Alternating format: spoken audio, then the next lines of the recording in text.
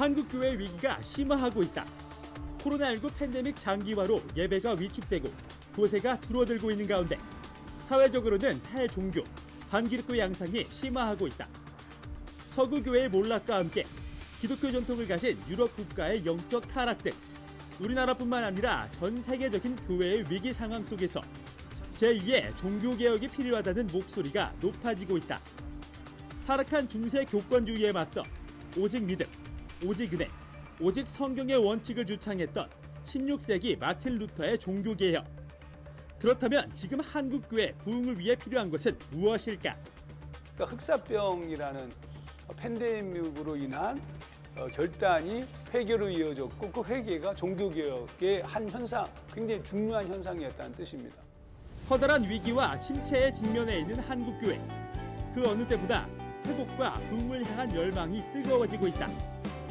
진정한 부흥과 개혁을 위해 구체화된 대안이 절실한 지금 한국교회가 주목해야 하는 가치로 개혁주의 생명신학이 주목받고 있다. 오직 그리스도, 오직 믿음, 오직 은혜, 오직 하나님의 영광을 위해서 우리에게 이 사명을 주었습니다. 이것을 실천하는 운동이 바로 개혁주의 생명신학. 그렇기 때문에 우리 무릎 꿇고 기도하면서 세면 음성을 듣기 위해서 몸부림쳐야 되는 것이요. 한국교회를 노나다에서는 6월 한 달 동안 한국교회 부흥특집을 마련해 한국교회가 회복을 넘어 부흥을 이룰 수 있는 길을 모색해본다.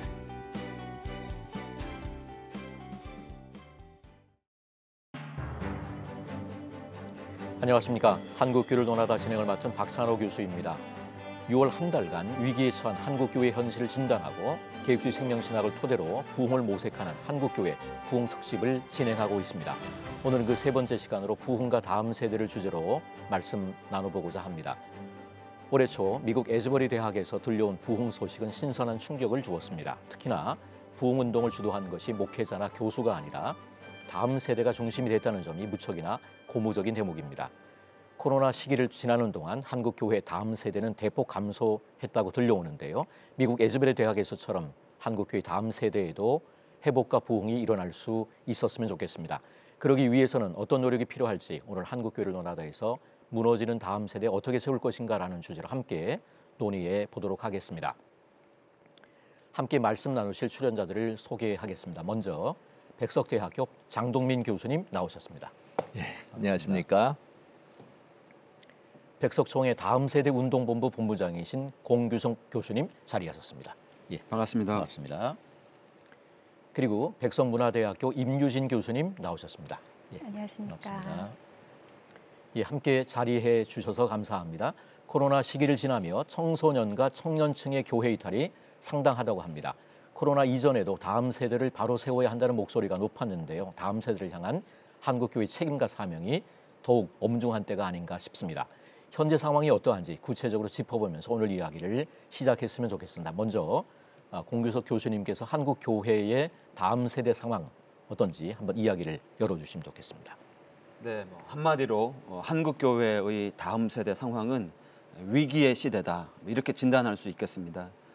최근 여러 조사 기관의 조사에 따르면 청년 신자율이 매우 급격히 하락하고 있고요.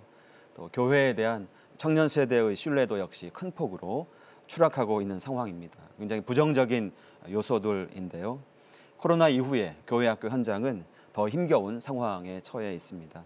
작년 2022년 2월 달 한국기독일보의 어떤 기사에 따르면 최근 10년 사이에 주일학교 학생 수가 40% 가까이 줄어들고 있다라고 하는 조사 결과가 나왔습니다. 어떤 교단의 경우인데 중고등부가 없는 교회가 41%, 어느 교회는 51%에 해당한다라고 하는 결과가 나와 있습니다. 이런 다음 세대의 위기가 곧 교회의 위기다라는 그런 진단이 맞다면은 앞으로 이 코로나 회복 이후에 3년 동안은 다음 세대를 회복해야 되는 골든 타임이다 이렇게 말할 수 있겠습니다. MZ 세대의 어떤 변화, 특성의 변화에 발 맞추어서 교회가 선교적인 대응이 필요하다. 지금 청년 세대, 청소년 세대를 선교지로 바라보고 선교사적인 그런 마인드로 대안을 만드는 작업들이 필요하겠다라는 생각이 듭니다. 오늘 이 논의가 그런 새로운 출발의 동기가 또 에너지가 되었으면 좋겠습니다. 예. 이 다음 세대와 관련한 교회 상황 굉장히 어두운 부정적인 그런 상황이군요. 예. 그럼 이번에는 장동민 교수님께서 기독교 학교 상황은 어떠한지 한번 말씀 부탁드립니다. 다음 세대의 복음을 전하는 두 개의 기관이 있다고 하면 첫 번째는 교회이고요. 두 번째는 기독교 학교일 것입니다. 기독교 학교는 이제 선교사님들이 세운 초기부터 이제 기독교 교육을 담당해 와서 오늘에 이루고 있는데요. 역시 그 상황도 만만치 않습니다. 1974년에 고교 평준화가 이루어졌잖아요. 그 뒤로 지금 50년의 세월이 흘렀는데 그동안 기독교계 사립학교 혹은 미션 스쿨들은 대부분 공영화되었다 이렇게 말씀드리면 될 것 같아요. 학생 모집이나 혹은 교과 과정이나 혹은 요즘에는 이제 교사 요원 선발까지 국가에서 담당을 하고 기독교적인 이념을 전파하기가 어려운 때를 만났습니다. 그래서 중고등학교에서 채플이 진행되는 것이 굉장히 어려운 현상이 되고 말았죠. 그래서 이제 대안학교라는 것이 등장을 했는데 기독교 교육에 목말라 하는 학부모들, 교회들이 세운 거잖아요. 그런데 지금 한 230개 정도 인가 미인가 합쳐서 이렇게 많은 대안학교들이 있는데요. 근데 그 경영이 굉장히 어렵죠. 보조가 나오지 않고 뭐 물적, 인적 자원이 부족하기 때문에. 그래서 대안학교도 참 어렵다. 이제 대학의 경우도요. 기독교 대학들이 참 많습니다. 저도 이제 기독교 대학에서 학생들을 가르치고 있고 제 직책이 교목 부총장인데 아마 처음 들어보신 분들 많을 것 같아요. 교목 우리 부총장. 학교에 체프를 인도하고 기독교 과목을 가르치는 전임, 비전임 교수님들이 한 50명 정도 되는데 제가 그분들과 함께 전략을 세우고 앞장서서 이 일을 학원 복음화를 위해서 애쓰고 있습니다. 근데 외부적으로 학생의 인권, 종교의 자유라는 가치를 내세우면서 체프를 선택 과목으로 해라, 대체 과목을 만들어라 이런 압력이 강해지고요. 또 내부에서 학생들이 이제 탈종교화, 또 기독교에 대한 반감 이런 것들이 겹쳐서 체프를 인도하고 기독교 과목을 진행하는 것이 그렇게 쉬운 일이 아닙니다.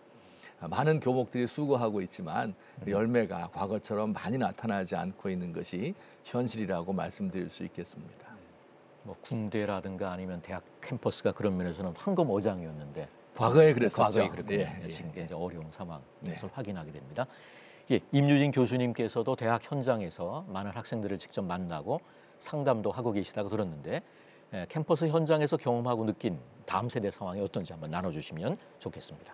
네, 저는 대학에서 기독교 과목을 가르치고 있고요. 또 체프를 직접 기획하고 운영하는 학생들을 가까이서 만나고 있습니다. 그런데 요즘 청년들을 보면 정말 어릴 때부터 이 경쟁 사회에 계속 노출되다 보니까 정말 잦은 실패, 잦은 좌절을 경험하는 것을 보게 됩니다. 그러면서 세상은 너무 날 도와주지 않는구나 하는 분노감, 거기에다 동시에 또 내가 분노해도 뭐 달라지는 게 뭐가 있어? 아무것도 달라지는 게 없지 하는 또 무력감도 가지고 있습니다.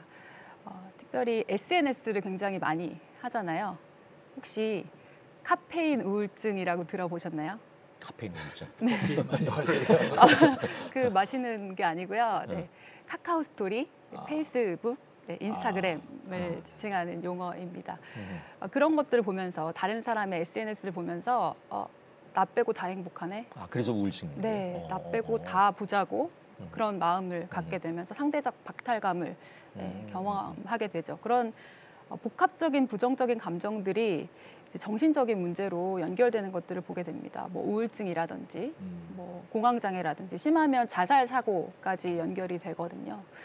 근데 또 그런 것들을 잘 치유하면 좋은데 그러지 못하고 술을 선택하게 되고 음주 문화에 빠지게 되면 더 피폐해지고 이런 악순환들이 계속되는 것을 볼 수가 있습니다. 그래서 제가 이런 현실이기 때문에 더 복음이 정답이다라는 것들을 학생들에게 전하려고 코로나 때도 그렇고 지금도 그렇고 열심히 톡도 보내고 문자도 하고 전화도 하고 막 이렇게 하고 있는데 아무래도 아직은 기독교에 대한 낮은 신뢰도, 부정적인 이미지, 또 채플에 대한 반감 이런 것들 때문에 현실의 벽이 높구나라는 것들을 보게 됩니다. 예, 여러 가지 안타까운 그런 상황에 대한 얘기들을 많이 들었습니다. 우리 다음 세대에 부흥의 불길이 들불처럼 번져갔으면 좋겠는데요. 최근 에즈베리 대학의 부흥운동도 그렇고 우리나라 역사 속 부흥도 젊은 세대로부터 일어나지 않았습니까? 그런 면에서 이 장동 교수님께서 그 부분 좀 한번 소개를 해주시면 좋겠습니다.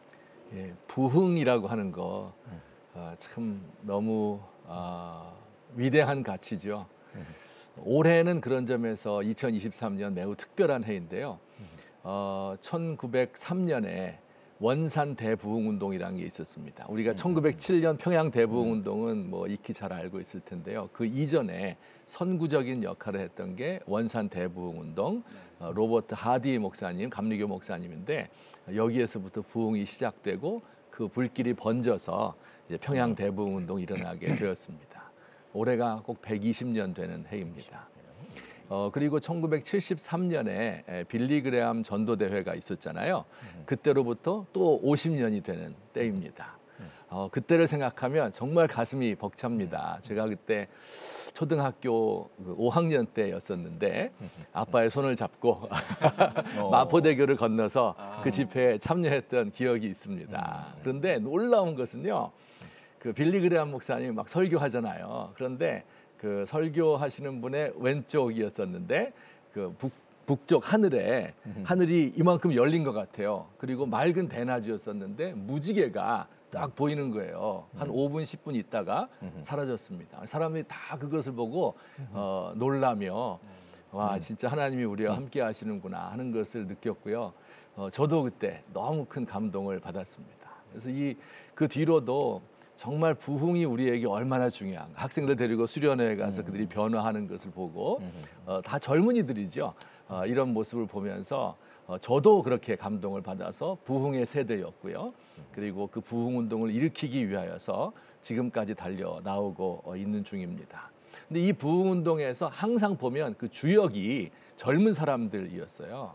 한국교회 이제 대부흥운동, 평양 대부흥운동도 장대현 교회에서 1907년 1월 2일부터 15일까지 2주간 동안 펼쳐진 걸로만 알고 있는 분들이 많은데 그 이후로도 지속이 되었거든요. 평양과 서울, 전국적으로 만주까지 지속이 되었는데 그 지속되는데 학교가 중요한 역할을 감당했습니다. 그래서 평양에 이제 기독교 학교들이 많았거든요. 수업을 철폐하고 기도 운동에 힘쓰고 그 불길이 서울까지 번지고 전국이 다 성령의 은혜 가운데 빠졌던 3월, 4월 그 기간이었습니다. 1973년도 마찬가지였죠. 그때 이제 한국교회가 막 성장을 하고 예배당을 짓고 했는데 영적으로는 조금 고갈된 상태였었거든요. 근데 그때 대학생들이 중심이 되었어요. 그래서 그때 이제 대학생 선교운동, 파라처치 운동이 이제 활발하게 일어나고 CCC라든지 내비게이터 선교회라든지 IVF, UBF 뭐 이런 영향을 한국교회가 많이 경험을 했고요. 그 앞장선 분들이 바로 다 대학생 젊은이들이었습니다. 젊은이들이 언제든지 앞장서서 부흥운동을 주도해 왔고 또 앞으로도 그러리라고 저는 분명히 확신합니다. 예, 두 분께서도 뭐 젊은 시절에 어떤 그 간증 뭐 이런 게 있으면 한번 나눠주시면 좋을 것 같습니다. 지금 장 교수님 말씀하신 그 80년대 부흥의 불길이 가장 뜨거웠던 특히 청년 세대가 굉장히 뜨거웠던 시대 아마 그 시대에 제가 이제 처음 교회를 경험하게 된 것 같습니다. 86년이었는데요. 제가 지금도 경험하는데 제가 난생 처음 참여했던 교회의 예배가 청소년들이 모이는 토요일 날 예배 모임이었는데 그 첫 그 느낌, 그 청소년들이 모여 있는 예배의 뜨거운 열기를 지금도 기억합니다. 아마도 그 청소년 모임 혹은 청년들의 모임 안에 있는 어떤 영적인 어떤 에너지, 강력한 영적인 파워가 저에게 지금의 저를 만드는데 큰 영향을 미쳤다라는 생각이 들고 저처럼 이제 가족 중에 처음 믿는 경우 뭐 저희 뭐 부모님 잘 다니고 있던 대학을 그만두고 신학교를 가신 건가요? 네, 뭐 그런 영향을 이제 미친 건데요.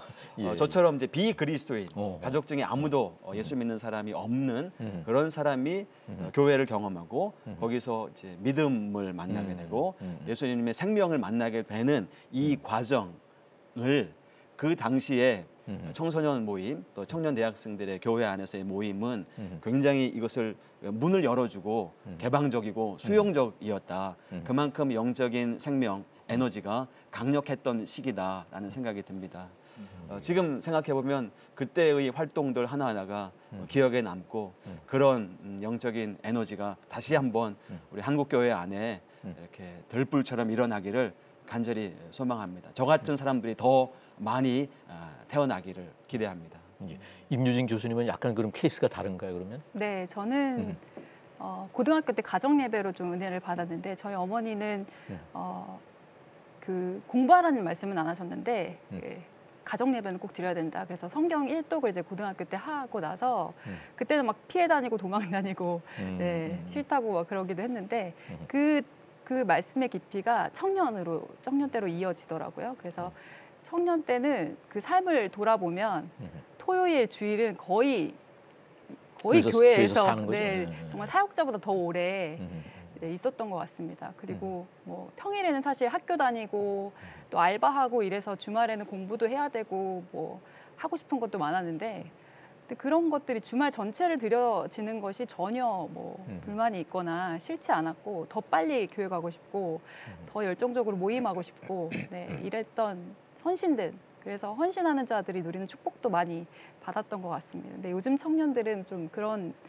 모습이 없는 것 같아서 또 안타까운 마음도 듭니다. 한국 교회 부흥이라고 하는 게 이제 1907년에 있었고 뭐 또 70년대에 있었고 이런 게 아닙니다. 그때 시작된 것이 계속해서 이어져 내려오는 거예요. 20, 30년대 때 길선주 목사님, 김익두 목사님을 비롯해서 부흥 운동이 있었고 또 해방 후에도 역시 큰 부흥들이 많이 있었습니다. 그 다 은혜 받은 분들이 목회자가 되었고 젊었을 때 은혜 받은 거예요. 그래서 지금까지 쭉 이어져 내려오는 이 부흥의 전통이에요. 그래서 이 학생들에게 어린 친구들에게 복음을 전하고 그들이 회개하고 얼싸안고 기도하고 수련회 가서 그런 일 있잖아요. 그러면 그들의 눈이 막 변하는 거예요. 그리고 사랑이 넘치고 사람이 바뀌는 깨어나는 겁니다. 저도 그런 경험했고 이것을 학생들에게 그런 부흥을 주도하고 인도하고 이런 일을 제가 평생을 했는데 이런 것이 점점 사그라드는 것 같아서 너무 안타까운 마음 많습니다. 예, 한국교회를 논하다 한국교회 부흥 특집 3번째 시간 함께 하고 계십니다. 지난 2주에 걸쳐서 2주에 걸쳐서 부흥이 필요한 시대 한국교회 현재 상황을 진단해보고 부흥을 위해서 한국교회가 무엇을 회개해야 할지 말씀 나눠봤는데요. 오늘은 다음 세대 부흥을 위한 구체적인 노력들을 논의해보고자 합니다. 다음 세대를 위한 다음 세대에 맞는 새로운 시도를 해야 할 때이고 또 새로운 시도가 일어나고 있다고 하는데 공규숙 교수님께서 한번 그 부분 소개해 주시면 좋겠습니다. 네, 여기서 새로운 시도라는 표현은 적절한 시도여야 하겠다라는 생각이 듭니다. 새롭기만 한 시도가 아니라 정말로 청소년들, 청년들에게 적합한 시적절한 그런 형식과 내용을 담은 시도여야겠다라는 생각이 들어서 그러려면 먼저 다음 세대에 대한 이해가 우리에게 필요하겠다. 기성세대와는 굉장히 다른 문화와 또 삶의 목표와 성향들을 갖고 있는 제가 생각하는 한 3가지 정도를 생각할 수 있을 것 같은데요. 첫 번째는 극단적인 개인주의 성향을 갖고 있다라는 생각이 듭니다. 혼자서 밥을 먹는다든지 혼자서 하는 여행이라든지 뭐 이런 이제 표현들, 이런 문화들이 많이 일어나고 있는데 기존에는 혼자 하지 않던 것을 지금은 혼자 하는 것을 좋아하는 세대가 되었고 코로나 이후에 이런 성향은 더 강해지는 것 같습니다. 또 한 가지는 영상 세대라고 말할 수 있겠습니다. 지금 뭐 한 5, 60대 기성 세대는 모르는 게 있으면 사전을 찾아보았는데요. 30, 40대는 네이버에게 물어봅니다. 지금 10대, 20대는요 유튜브에게 물어봅니다. 영상, 아주 급변하는 어떤 그런 영상 매체를 활용하는 세대다라는 생각이 들고 또 한 가지는 감성 세대라고 말할 수 있겠습니다. 논리적인 어떤 이해보다는 감성적인 수용이 훨씬 더 효과적인 소통의 방식이 되고 있습니다. 자, 이처럼 눈높이 시도, 대면과 비대면을 모두 다 활용한 다면화된 그런 접근 방법이 필요하겠다라는 생각이 들고 마침 저희 그 백석 총회가 올해 45주년을 기념하면서 민족과 세계를 살리는 이런 어떤 목표를 두고 있는데요. 여기에는 이제 다음 세대를 살리겠다고 하는 강력한 의지를 저희 총회장 목사님과 우리 7,500교회 모든 교회가 갖고 있습니다. 제가 이 일과 관련하여서 총회 45주년 기념 다음 세대 운동본부 본부장을 맡고 있는데요. 박중환 책임입니다. 그래서 저희 백석총회과 또 백석학원이 한국교회의 다음 세대를 살리는 마중물이 되기를 원하는 그런 강력한 의지와 모든 자원을 동원하여서 이 일을 앞장서고 싶은 그런 마음들이 있습니다. 실제로 저희 그 학교 안에 혹은 저희 총회 안에서 다양한 시도들이 눈높이 시도들이 있고 또 이런 실천들이 결실을 맺고 있다고 말씀드릴 수 있겠습니다. 예, 이와 관련한 영상을 준비하셨다고 하시는데요. 함께 보고 계속 말씀 나누면 좋겠습니다.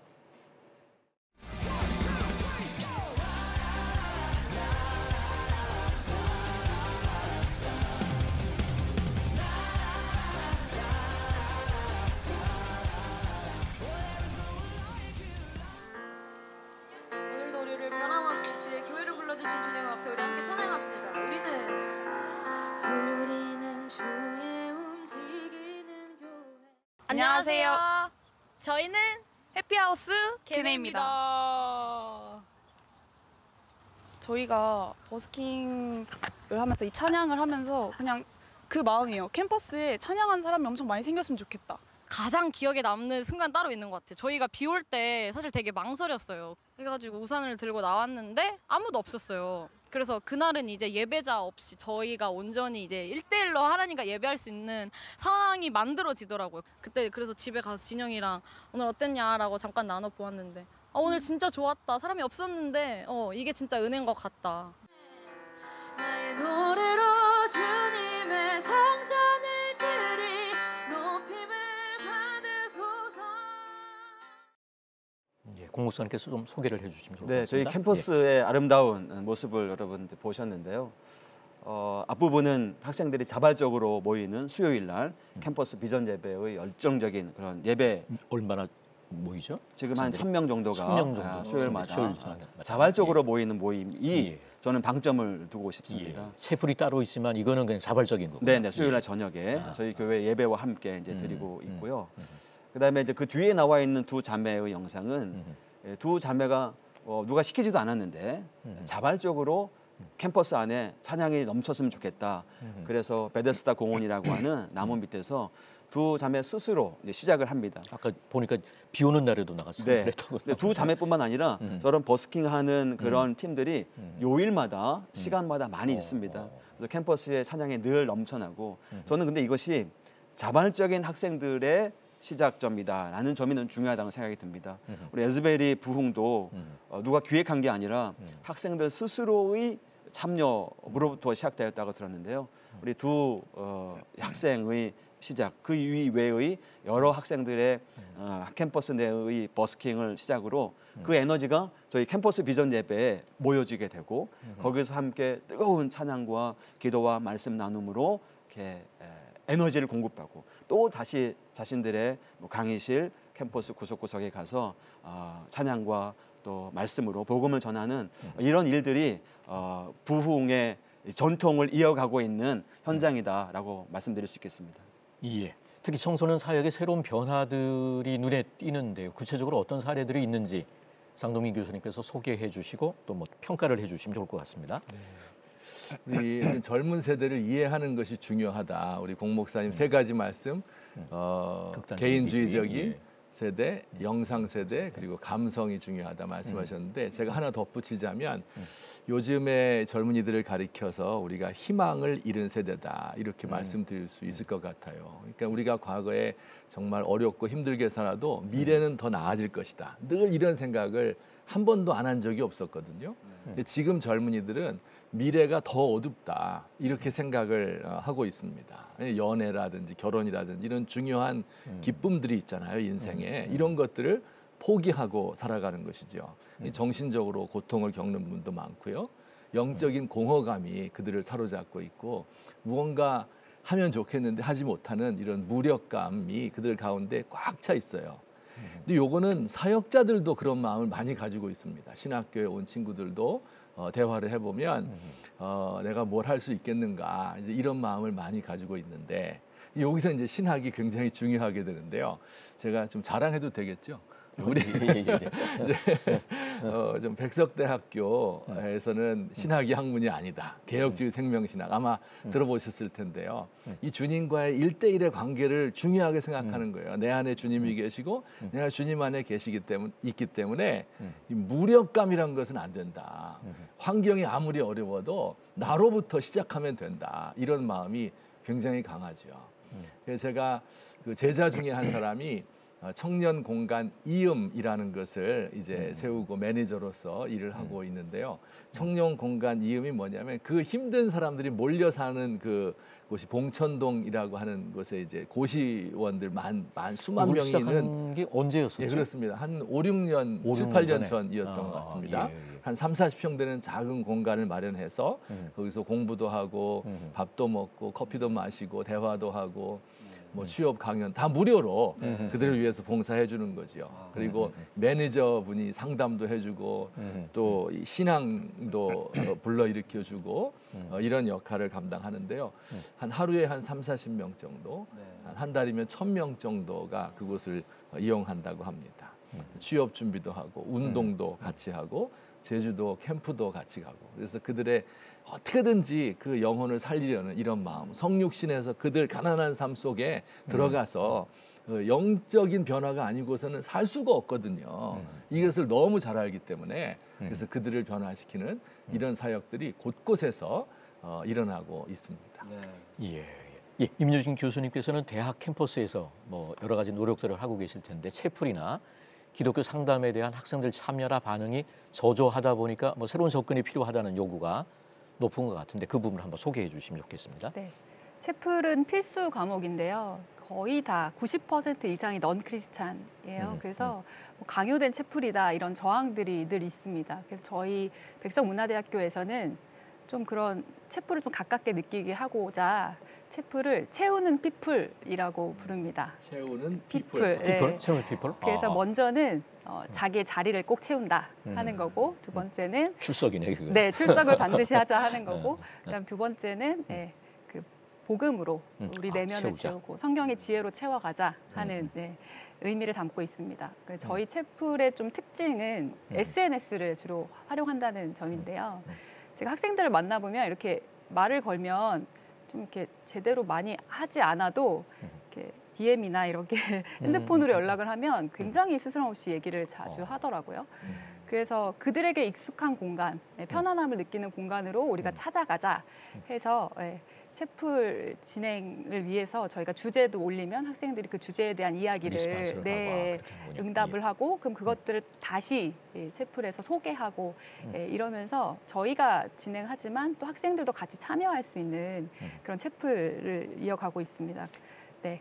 구체적인 어떤 사례가 있으면 한번 소개를 해주시면 좋을 것 같아요. 예. 그래서 저희 뭐 토크 콘서트 목사님들 이렇게 같이 해서 일방적으로 설교하는 게 아니고 같이 학생들의 질문, 신앙적인 질문이나 뭐 현실적인 고민들도 들어보고 또 저희가 랩도 했습니다. 학생들에게 랩? 목사님은 되게 무거울 것 같고 그래서 친근하게 다가가기 목사님이 위해서 랩을 하고? 네, 목사님들이 함께 랩을 좀 어려워. 근데 더 재밌더라고요. 못하니까 더 친근하게 다가오고 그래. 애교로 봐주는 거예요. 네. 근데 이제 정말 그들이 선호하는 문화라는 것에 이제 복음을 담는 그래서 복음의 본질을 절대 잃지 말자 하는 정말 노력들을 하고 있고요. 또 설교에서도 설교의 내용이 그들의 관심사를 매개로 합니다. 뭐 드라마라든지 뭐 음악이라든지 소위 말하는 접촉점이군요. 네, 접촉점. 인플루언서라든지 그런 사람들의 이야기에 복음을 연결시켜서 성경이 먼 이야기가 아니라 우리의 삶과 이렇게 맞닿아 있다. 우리의 이야기다. 거기에 답이 있다라는 것들을 얘기해주고 저는 또 이제 개인적인 이야기, 뭐 상처나 아픔 같은 거를 그냥 스스로 오픈을 막 하면 학생들이 제가 뭐 말하지도 않았는데 먼저 이야기 나누고 싶다고 이렇게 찾아오기도 하고 상담해달라고 하는데 제가 몇 사례를 소개해드리면 어떤 학생은 이제 불과 몇 년 사이에 친구들을 잃었던 거예요, 사고로. 그러니까 그게 너무 큰 트라우마가 돼서 직장을 그만두고 학교에 와서 이제 공부를 하는 학생도 있었고 또 그 남자친구랑 헤어져서 삶의 의미를 찾지 못하겠다, 너무너무 괴로워하고 죽고 싶다 하는 학생도 있었습니다. 그럴 때 이제 찾아왔을 때 충분히 자기 이야기를 할 수 있도록 이제 도와주고 계속 그렇기 때문에 우리의 인생은 한치 앞을 모르기 때문에 하나님이 필요하다라는 것들을 전했을 때 처음에는 선을 그어요. 아, 별로 안 듣고 싶다, 아, 부담스럽다라고 하다가 점점점 마음을 열고 그 학생들이 이번 학기에 자발적으로 세례를 받게 되었습니다. 그리고 거기서 끝나는 게 아니라 친구들까지 데리고 와가지고 함께 이제 세례를 받아서 참 감격스러웠던 순간들이 있는데요. 그래서 이런 되게 세밀한 활동들을 통해서 영적 생명을 살리는 우리 학교의 그 개혁주의 생명 신학의 정신이 가장 잘 드러나는 곳이 이 캠퍼스의 현장이 아닌가 하는 생각을 해봤습니다. 그래서 제 이야기만 또 듣는 것보다는 네, 직접 학생과 교수님의 이야기를 듣는 것이 좋을 것 같아서 영상을 준비했습니다. 예.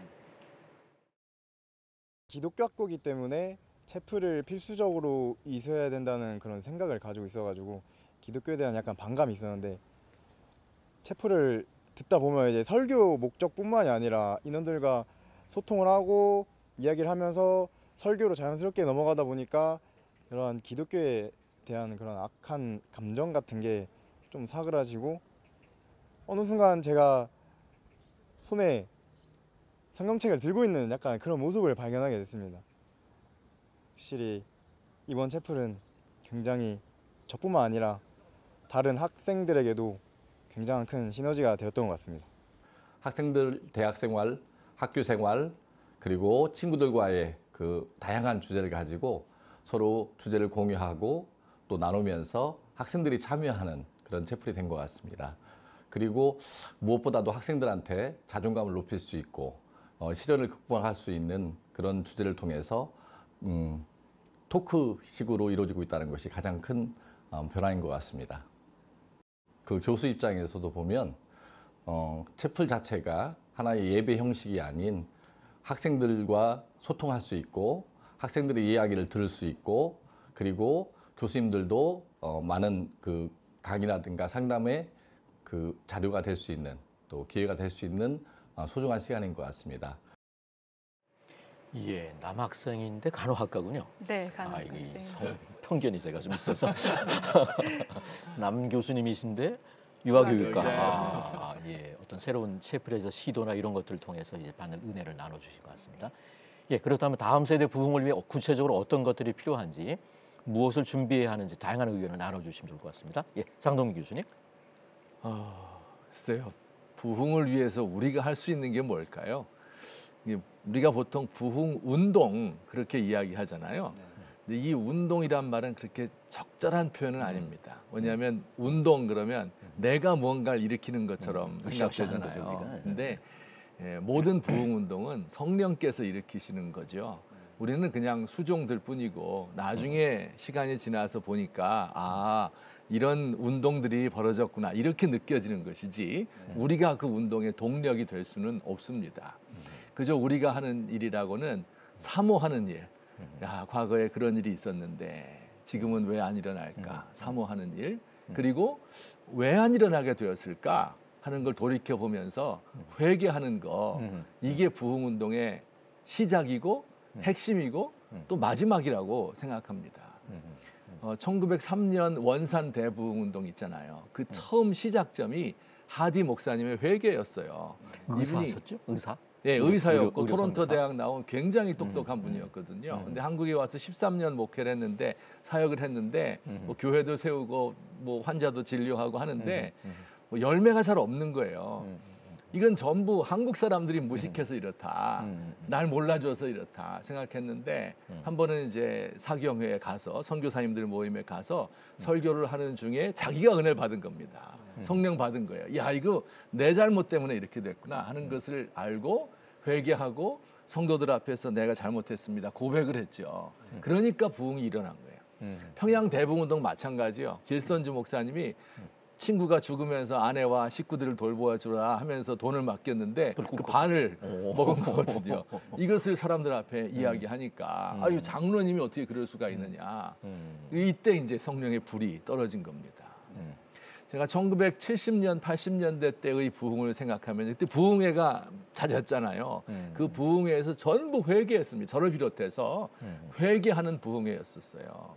그래서 제가 그것들을 돌이켜보면서 우리 시대에 없어진 것이 무엇인가? 이 부흥을 다시 일으키기 위해서 무엇을 내가 하는 게 중요한 게 아니라 하나님 앞에서 나를 낮추고 사모하고 나는 주님 없이 살 수 없습니다. 이렇게 고백하는 것, 이게 개혁주의 생명신학에서 강조하는 회개 운동이죠. 회개 운동. 주님이 내 안에 있으면 지금 내가 이렇게 사는 게 우리가 이 모든 걸 잃어버린 게 너무 안타까운 거예요. 그래서 주님 앞에 더 간절히 나가서 회개하는 거죠. 이것이 저는 부흥 운동을 위해서 가장 필요한 것이라고 생각합니다. 예, 임유진 교수님. 예. 저는 상담할 때 이제 문제를 가지고 오지 않습니까? 그때 답을 주려고 하는 모습들을 자주 보게 됩니다. 예, 아무래도 대부분 어른들이시고 경험이 많다 보니까 경험에서 우러나오는 어떤 명확한 길을 제시하고자 하시는데 사실 또 이제 온 사람들도 답을 달라 하는 경우도 있고 또 나는 이렇게 생각하는데 이게 맞죠? 라고 확인받으러 오는 또 사람들도 있는데요. 사실 상담은 답을 제시하는 게 아니라 자신이 이야기를 하면서 스스로 자기를 좀 객관적으로 바라보게 되고 자기 길을 스스로 찾아가는 작업이거든요. 그래서 저는 기성세대들이 너무 가르치려고 하지 말고 그들이 이야기할 수 있는 충분한 장을 마련해주고 공감해주고 경청해주는 모습들을 보여야 되지 않나라는 생각을 했고요. 또 하나는 성령의 인도하심을 기도하면서 그들이 정말 하나님이 기뻐하시는 선택들을 할 수 있도록 안내자의 역할을 잘 해줘야 되지 않나 생각했습니다. 예, 공주석 교수님께서도 한번 나눠주시죠. 네, 다음 세대의 부흥을 위해서 우리가 뭘 해야 될 건가 관련해서 말씀 나누신 것처럼 우리 청년 세대, 청소년 세대 그들 안에 영적인 에너지가 있다라고 우리가 믿고 가르치려고 길을 제시해주고 답을 제시하는 게 아니라 스스로 그 안에서 활동할 수 있도록 기회를 주고 여러 가지 장들을 마련해 주는 것이 필요하다. 그리고 교회는 기도하고 성령의 강력한 임재를 기다리는 일들이 필요하다 싶은데요.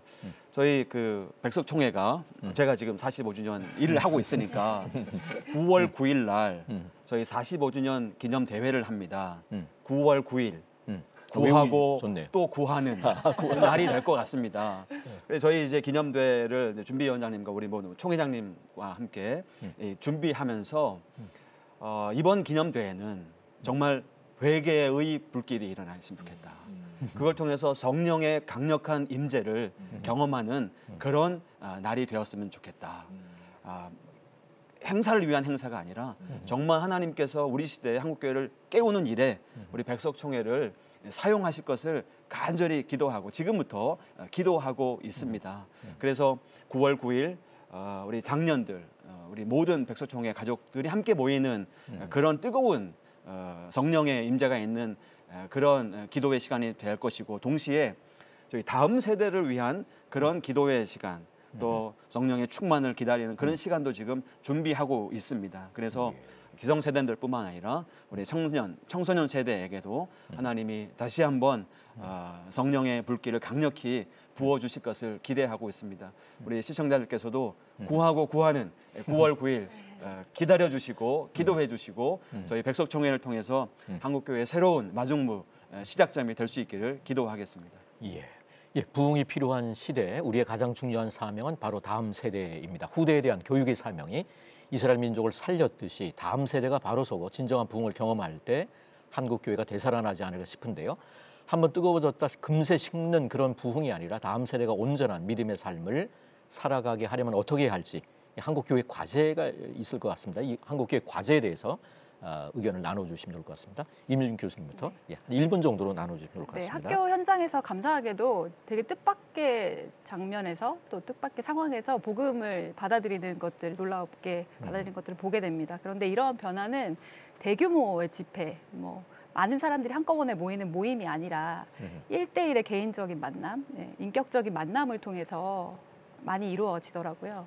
왜냐하면 그런 1대1 만남 속에서 진솔한 나눔이 있고 내밀한 것들을 보이게 되고 이럴 때 또 복음이 들어가게 되면 또 받아들이는 경험들을 하거든요. 그래서 저는 1대1 만남이 굉장히 중요하다라는 것들을 강조하고 싶고요.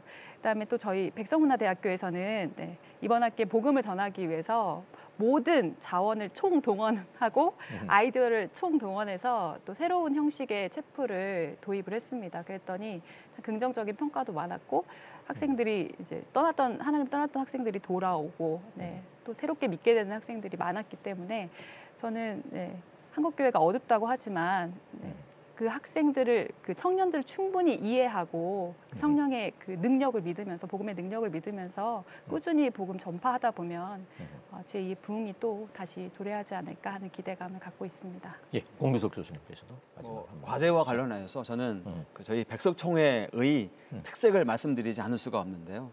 이런 무엇을 할 것인가 관련해서 어떤 프로그램, 어떤 뭐 새로운 화려한 시도보다는 저희는 무릎을 꿇는, 기도하는, 그리고 성령의 강력한 임재를 간절히 갈망하는 그 일에서부터 시작하자라는 게 저희 아마도 백석의 정신, 백석 스피릿이 아닌가 싶습니다. 그런 기도하고 성령의 임재를 강력히 간구하는 그런 일들이 우리 모두에게 필요하리라 생각됩니다. 우리를 불쌍히 여겨달라라고 하는 하나님을 향한 백석이 부르짖음이 앞장서겠습니다. 예, 장동민 교수님. 예, 아무래도 이 다음 세대를 위한 사역자들을 키우는 것이 우리의 가장 큰 과제가 아닌가 생각됩니다. 그래서 신학교에서부터 우리 교수님들부터 하나님 앞에 먼저 무릎 꿇고 회개하고 내려놓고 부흥을 구하는 이런 신학교가 되었으면 좋겠다.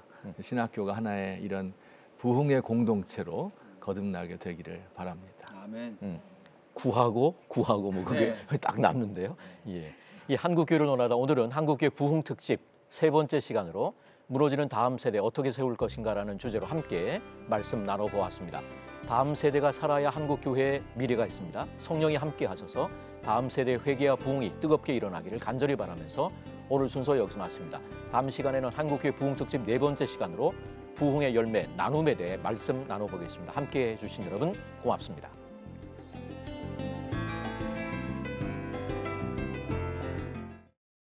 이 프로그램은 여러분의 미디어 선교 후원으로 제작되었습니다. 선교는 사명, 후원은 동역. 당신도 복음을 전할 수 있습니다. 선교 후원 02-6333-1003번